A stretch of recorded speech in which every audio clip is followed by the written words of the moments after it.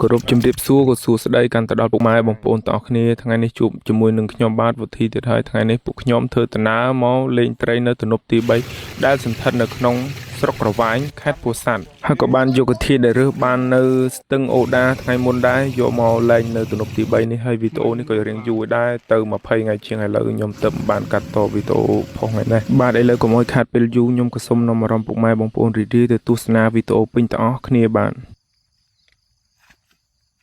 ចាប់ផ្ដើមរៀបចំចេញដំណើរក៏យកធាតុដែលដាក់ក្នុងបេនិងអវេវ៉ាន់ប្រដាប់ប្រដាសម្ភារៈរៀបចំរៀបឡើងឡានឃើញថាមេឃនៅងឹតនៅទេពុកម៉ែបងប្អូនពួកខ្ញុំចាប់ផ្ដើមចេញដំណើរនេះឃើញថាមេឃនៅងឹតម៉ោងទៅនឹង5ជាងទេបាទហើយថ្ងៃនេះពួកខ្ញុំទៅគ្នាមាន4នាក់ខ្ញុំភក្តីបងថែលលីបាទហើយជិះឡានមួយផ្លែតមកដល់នេះក៏មេឃចាប់ផ្ដើមភ្លឺភក្តីដេកបងថែលអង្គុយក្រោយហើយលីអ្នកបើកហើយខ្ញុំអត់ចេះបើកទេបានតែអង្គុយជួយមើលផ្លូវនឹងឯងមកផ្លែតមកដល់កន្លែងនេះក៏ឃើញថាទឹកនឹងជួបឡានម៉ូតូមួយទេតាមផ្លូវចេញពេលព្រឹកយ៉ាងស្រួលមួយយ៉ាងដែរពុកម៉ែបងប្អូនអត់សូវមានឡានម៉ូតូច្រើនតាមផ្លូវក្នុងកន្លងពេលប្រហែលជា3ម៉ោងឥឡូវពួកខ្ញុំក៏មកដល់កង្វាញហើយបងថែលនេះមកដល់កន្លែងនេះមើលផងសាច់ពុំដឹងស្ម័គ្រចិត្តក៏អីទេបាទហើយមកដល់នេះក៏ជួបគ្នាជាមួយនឹងបងហ្គែនហើយបងម៉ានអ្នកទៀតខ្ញុំអត់ស្គាល់ឈ្មោះក៏ទេភ្លេចបាទមានសួរតែបានភ្លេចជុំគ្នាហូបបាយរួចមកទិញក៏ធ្វើដំណើរទៅហើយបងថែលនេះបាទមកដល់នេះគេនិយាយពីអីទេហើយមកដល់មុខបន្តិចក៏ឈប់ឡានចុះលួចកាច់ធៀងដលងគេទុកធ្វើស្នាប់ដាក់ផ្លែសទួយបាទហើយមកដល់នេះមិនដឹងជាការអ្នកណាទេបាទអូមើលទៅបកគោលលបងបកគោលក្រាក់ធំមែនតែនបាទប្រហែលជាមកអបអីយ៉ាងមើលទៅធំហើយដាក់ញឹកស្មិញបាទហើយឃើញថាផ្លូវធ្វើដំណើរចូលទៅទំនប់គឺមិនសូវជាពិបាកទេគ្រាន់តែមានគុំខ្លីតិចតួចផ្លូវស្រួលនឹងចូលដែរពុកម៉ែបងប្អូនហើយឥឡូវក៏មកដល់ដេមកទំនប់ឲ្យបាទ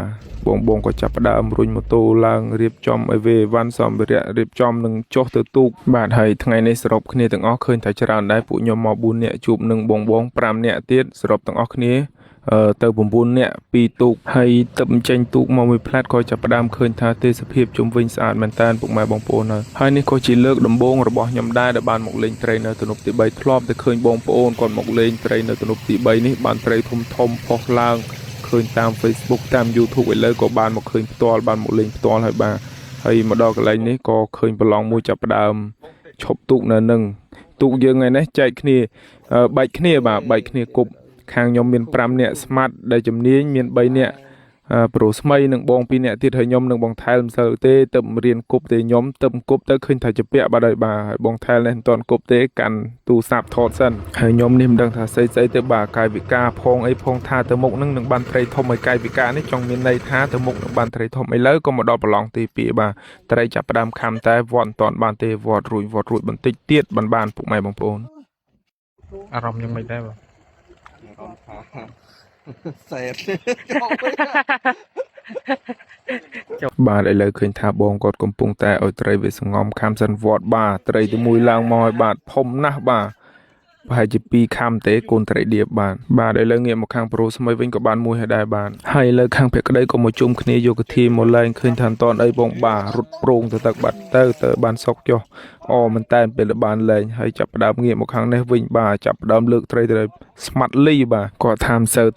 ចេះបបកទេនុយស្រស់នុយអីធ្លាប់តែលេងនុយចលនុយអីបាទមិនសូវទេបាទមិនសូវទេតែមកជើងនេះលីបានត្រីច្រើនជាងគេក្នុងក្រុមរបស់យើងគប់ទៅនឹងមួយផ្លែតឃើញថាបានរៀងក្រាស់ក្រែលដែរតែមិនតន់ឈប់ត្រឹមនឹងទេបាទបន្តបើកទូកចេញទៅរកប្រឡងថ្មីគប់ទៀតមកដល់មុខនេះក៏ឃើញភក្តីទូកខាងភក្តី3នាក់បាទហើយឡើងមកដល់ច្រាំងក៏ជួបបងកែវជូនពួកខ្ញុំទៅយកឃ្មុំលើកមុនហើយពួកគាត់មករកចរ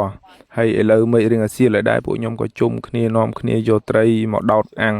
ហើយអ៊ំគាត់ចិត្តល្អមែនតើថាសូមប្រកែកគាត់កាប់អស់គាត់ក៏ជួយកាប់ឲ្យបដ ாய் ទៅហើយត្រីរបស់យើងឃើញថាចិត្តឆ្អិនហើយឥឡូវត្រីនិងបាយឆ្អិនរួចហើយតែបាយមានតែមួយឆ្នាំងទេគ្នាមានច្រើនណាស់ព្រោះតែដាក់អង្ករមកតិចបាទហើយត្រីណាឆ្អិនមុនក៏ហូបមុនត្រីណាមិនទាន់ឆ្អិនក៏ដាក់អាំងបន្តនឹងទៅហើយខាងបង្កែនក៏ទិញបាយមកថែមទៀតបន្ទាប់ពីជុំគ្នាហូបបាយរួចឥឡូវពួកខ្ញុំក៏ចេញទៅរកកន្លែងថ្មីទៀតគប់ឃើញថាខ្ញុំមិនទាន់បានត្រីសុកចិត្តទេបាទតបបានត្រីមិនសុកចិត្តមកដល់មុខនេះក៏បានត្រីមួយឃើញថាសប្បាយចិត្តមែនតើពុកម៉ែបងប្អូននេះគឺជាត្រីមួយត្រីដំបងដែលខ្ញុំគប់បាននៅទំនប់ទី3បាទហើយមកដល់កន្លែងនេះបងគាត់ក៏ច្អល់ឲ្យចូលទៅកន្លែងនៅខាងមុខនោះព្រោះអីគាត់ធ្លាប់មកលេងមុននៅកន្លែងនឹងបានត្រីច្រើនបាទហើយមកដល់គឺបានមែនទឹកមកផ្លែតបងគ្នាគាត់ក៏លើកបានត្រីមួយហើយឥឡូវពួកខ្ញុំក៏នាំគ្នាលើកទូរស័ព្ទមកថតជុំវិញឃើញថាមេឃភ្លៀងជុំវិញតែកន្លែងពួកខ្ញុំអត់ភ្លៀង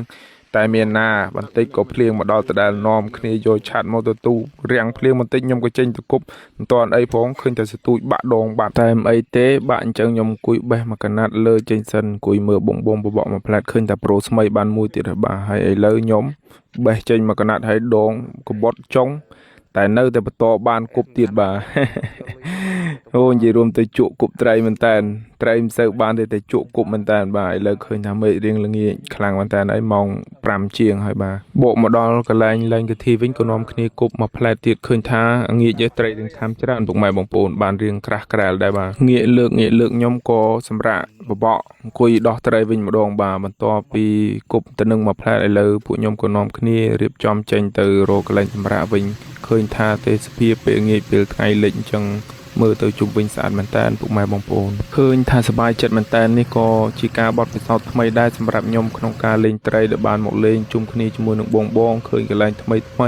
ប្លែកស្អាតបានគួយគុណទេសភាពជុំវិញបានឃើញកន្លែងប្លែកច្រើនកន្លែងបាទឥឡូវមកដល់វិញយប់ក៏នាំគ្នាចងផ្លែស្ទូចទុកស្អែកនឹងស្ទូចត្រីកត្រប់បាទហើយត្រីកត្រប់នេះបងហ្គែនក៏ស្ទូចបានគាត់ឡើងទៅចាប់កដោបស្ទូចបានហើយ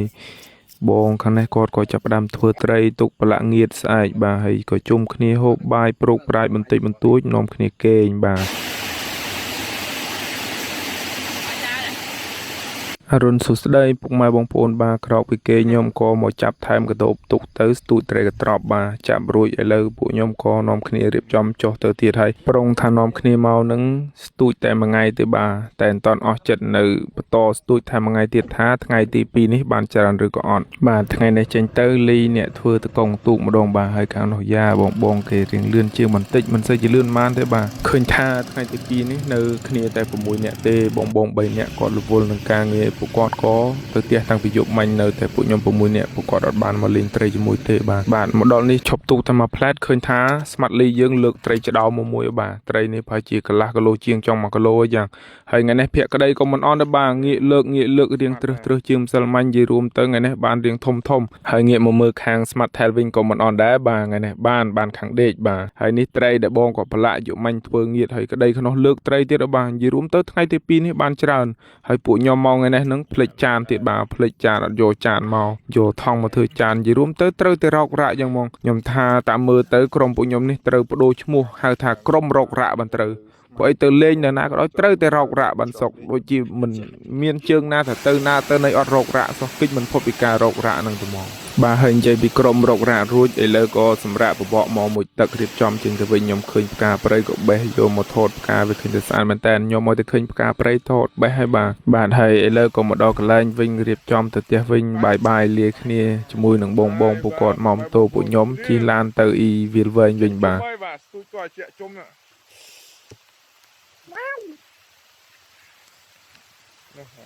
ាទហើយធ្វើដំណើរចេញមកដល់កវាញវិញរៀងហៀវដែរក៏នាំគ្នាដាក់បបរម្នាក់មួយចានសិនបាទបន្ទាប់ពីហូបបបររួចឡានក៏ចាប់ផ្ដើមរករ៉ាក់ទៀតបាទហើយវីដេអូខ្ញុំបាទក៏សូមចប់ត្រឹមនេះអរគុណពុកម៉ែបងប្អូនដែលចំណាយពេលវេលាដល់មានតម្លៃមកទស្សនាវីដេអូខ្ញុំបាទអរគុណពុកម៉ែបងប្អូនបាយជួបគ្នានៅវីដេអូក្រោយទាំងអស់គ្នា